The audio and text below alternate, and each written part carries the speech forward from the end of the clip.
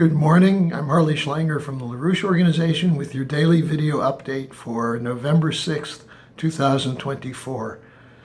This will be a short update because number one, it's late. Number two, I'm losing my voice. And number three, the message I have for you is very simple.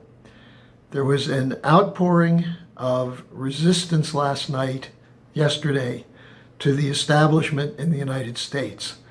The victory in the presidential race by Donald Trump was based on the fact that Trump understood and understands that people are angry, they're unhappy, they're tired of being told what's wrong with them and what they have to do.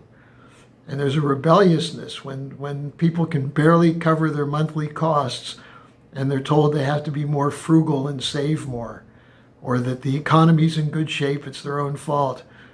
Or, for example, as Caitlin Johnstone, the Australian columnist, pointed out, that to bring in Dick Cheney as a Democrat who is attempting to appeal to progressives, that's not a very good idea.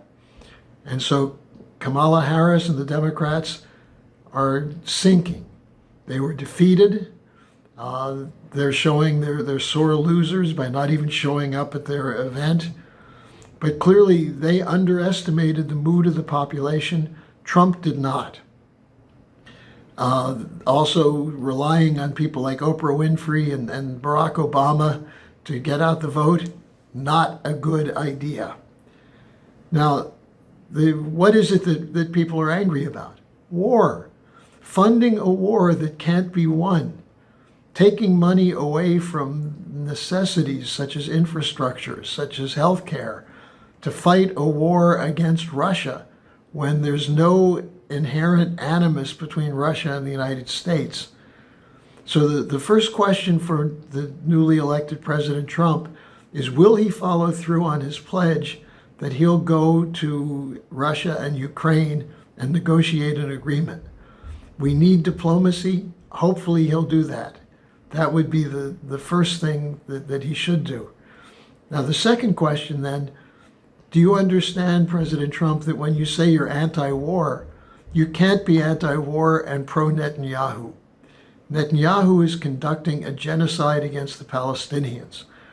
The solution, if Trump wants us to solve this problem, get an agreement instead of just a broad conception of the Abraham Accords, organize the Arab countries and Israel to support the Oasis plan of Lyndon LaRouche, to have a plan for desalination, large-scale desalination of water, to allow for a greening of the desert and providing clean, fresh water for all the nations in the area of the Red Sea and the Dead Sea. That would be a step that would move toward a durable peace. And by doing that, you can overcome the legacy of vengeance that we're seeing acted out by both the October 7th attack from Hamas, but then the absolutely disproportionate response from Israel to that. So there are things that can be done, steps that can be taken. The question is, where will the ideas come from and who will make sure they're implemented? The door is clearly open to the West through the initiatives of Putin and Sergei Lavrov to bring the Western nations into a policy of mutual cooperation for mutual benefit with the BRICS initiative. That's something that could happen. The Global South is open to it. I've done several interviews in the last couple of days with countries from the Global South, with people from the Global South who are basically saying, what will be done? Will Trump respond to the initiatives of the BRICS? Well, to make sure that happens, we have to have a mobilization of citizens. The question now is not Donald Trump. The question is the American people.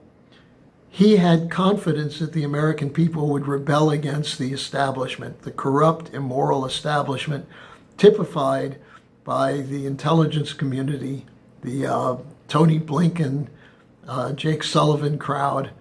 And he tapped into that resentment and it benefited him. He won.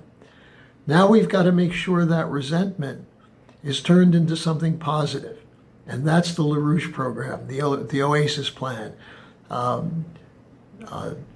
Glass-Steagall, restoring soundness to the banking system, ending financialization, ending the militarization of U.S. policy toward other countries.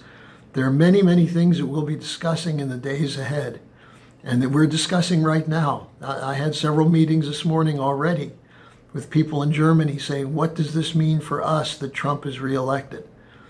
So there's a lot of talking that has to go on, a lot of thinking, and a lot of study. Study the ideas of LaRouche on physical economy. But this is a great opportunity for the American people and the people of Western Europe to right the ship, to get it moving in the right direction, and not just changing deck chairs on the Titanic. So that's our task.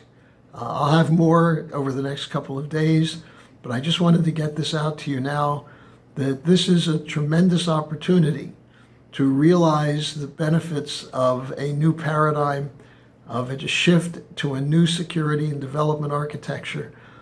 And the American people did respond. And that's a good starting point for this longer term durable change.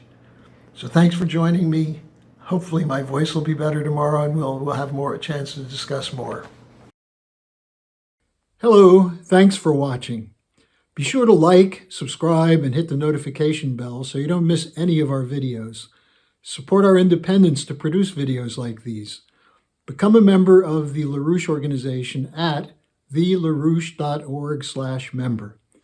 By becoming a member for $25 or more, you'll get special access to the EIR Alert Daily Briefing and Weekly Magazine, which is what I read to stay on top of things.